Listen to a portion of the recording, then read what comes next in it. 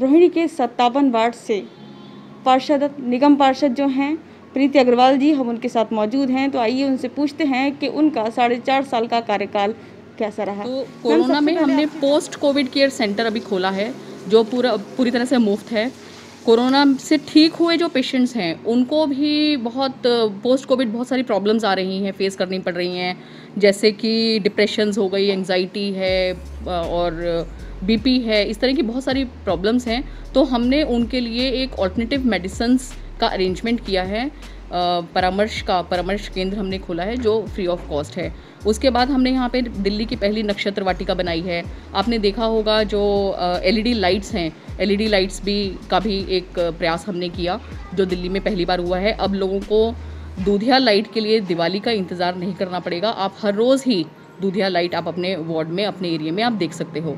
उसके बाद हमने यहाँ पे मेरे वार्ड में, मैं आपको अपने वार्ड की ही बात कहूँ, मैं मेयर रही हूँ नॉर्थ एमसीडी की, लेकिन मैं बात आपको अपने वार्ड की ही बताऊँगी।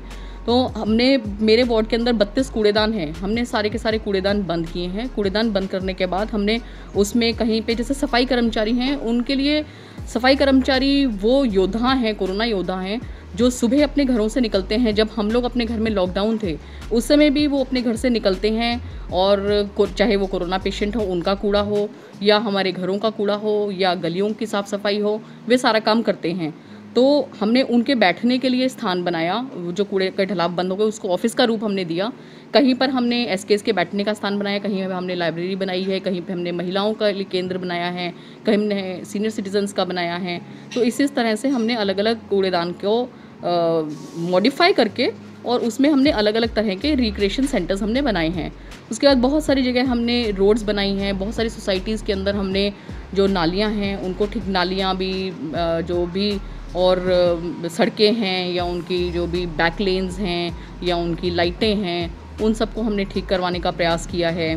फिर हमने, आपने देखा है कूड़े का खत्ता जो है ये लैंडफिल साइट, पहले यहाँ पे आग लगा करती थी, आपने देखा होगा, अब वहाँ पर आग नहीं लगती है। मैं खुद वहाँ पे गई थी और वहाँ पे जाके पूरा हमने उसके कूड़े की इंजीनियरिंग, कूड़े के खत्ते की इंजीनियरिंग करवाई।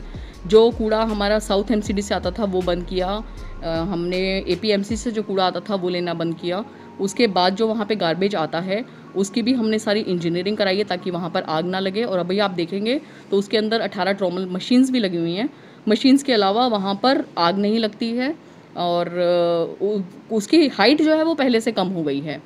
तो इसी तरह से नक्षत्र वाटिका जो मैंने आपको बताया, नक्षत्रों के हिसाब से वहाँ पे पेड़ लगे हैं, तो उसमें आप जाएंगे वहाँ नक्षत्र वाटिका में तो वहाँ पे आपको एक जो भी ऑल्टरनेटिव मेडिसिन्स, मैं ये ऐसा नहीं कह रही हूँ कि एलोपैथी, जो बहुत सारी चीज़ें, बहुत सारी बीमारियाँ ऐसी हैं जो मेडिटेशन करने से, जैसे कि एंग्जाइटी हो गई, जैसे डिप्रेशन हो गया, जैसे कि हाई ब्लड प्रेशर हो गया, इस तरह की चीज़ें आप नक्षत्र वाटिका में जाके नक्षत्रों के हिसाब से जो पेड़ बने हुए हैं उनकी छाया में बैठ के आप उसमें आप अपना इलाज कर सकते हैं। एक हमने पार्क बनाया, उस पार्क के अंदर अगर आप ट्रैक पे घूमते हैं तो आपको ओम का उच्चारण सुनने को मिलेगा। हमने बहुत सारे हर्बल पार्क्स बनाए हैं, हमने इस तरह के और बहुत सारे काम अपने एरिया में किए हैं। मेरे वार्ड की मुख्य समस्या थी वो लाइटों को लेके थी और कूड़ेदान बहुत थे यहाँ पर, कूड़े के ढलाव, जगह जगह कूड़े के ढलाव बने हुए थे हर 2 कदम पे। जैसे मैंने आपको बताया 32 कूड़ेदान थे, तो वो सारे कूड़ेदान मैंने अपने पहले वर्ष में ही सारे के सारे बंद कर दिए। मैम, महिला सशक्तिकरण की बात की जाती है, जहाँ जाओ महिला सशक्तिकरण। आप पार्षद भी हैं और महापौर भी रह चुकी हैं, तो घर की भी जिम्मेदारी है और एक पार्षद के तौर पे भी आपने जिम्मेदारी संभाली है। तो किस तरीके से आपने मैनेज किया? क्या कोई दबाव आप पर भी रहा फैमिली का या फिर किसी और का? नहीं, देखिए, बहुत ही अच्छा प्रश्न आपने पूछा है, लेकिन मेरी फैमिली का 24/7 100% मुझे सपोर्ट रहा। और एक आज आपको बात मैं कैमरे पे बताती हूँ कि मेरे परिवार ने कभी मुझे ये नहीं कहा खाना बना दो, मुझे हमेशा ये कहा कि खाना खा लो। मैं उसके लिए अपने परिवार का बहुत थैंक्स करती हूँ, चाहे मेरे बच्चे, मेरे हस्बैंड, मेरी मतलब सब लोग बहुत सपोर्ट में मेरे रहते हैं हमेशा, कभी मेरे पास ऐसा कोई दबाव नहीं रहा। और महिला सशक्तिकरण की हम बात करते हैं तो मैं आपके माध्यम से सभी बहनों को ये कहना चाहती हूँ, आपको भी कहना चाहती हूँ कि बहनों, जानिए, मानिए और पहचानिए अपनी उस शक्ति को जो आपके अंदर है।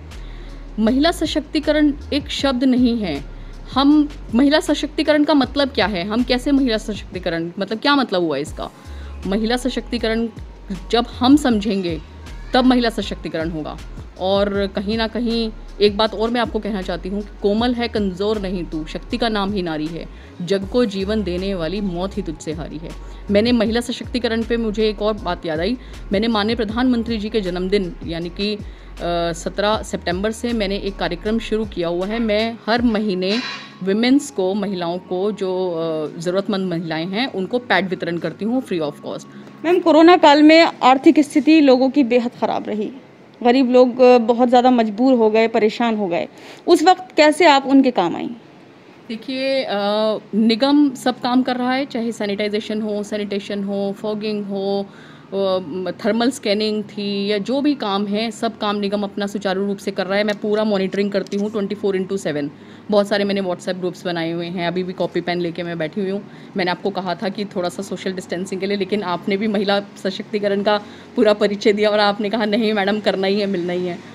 तो मैं 24/7 उनके लिए काम करती हूँ। ज़रूरतमंदों को फीड द नीडी, जो माननीय प्रधानमंत्री जी ने और हमारे प्रदेश अध्यक्ष आदेश गुप्ता जी जिस तरह से सेवा कार्य कर रहे हैं, सेवा ही संगठन है, तो हम भी जो भी ज़रूरतमंद है उनको जिस भी चीज़ की ज़रूरत होती है वो मुझे मेरे मोबाइल पे मैसेज करते हैं और मेरा प्रयास रहता है कि मैं जैसे भी उनकी मदद कर सकूँ वो मैं मदद उनकी करती हूँ। चाहे सूखा राशन है, चाहे पका हुआ खाना देना है, चाहे जो कोरोना की पूरी परिवार को कोरोना हो गया है उनको खाना उपलब्ध कराना है, या जो भी मुझे कांटेक्ट करता है मैं उसका पूरा मदद करने की प्रयास करती हूँ। तो यहाँ आपने निगम पार्षद प्रीति अग्रवाल जी से जाना कि उन्होंने कोरोना काल में नहीं, साधारण दिनों में भी वो हर तरीके से गरीब लोगों की मदद करती हैं, हर तरीके से वो तैयार हैं, अपने काम के प्रति वो तैयार रहती हैं हर समय। कैमरामैन सौरभ जोशी के साथ मैं Rizwana Khan, Delhi up to date. Bureau report, Delhi up to date.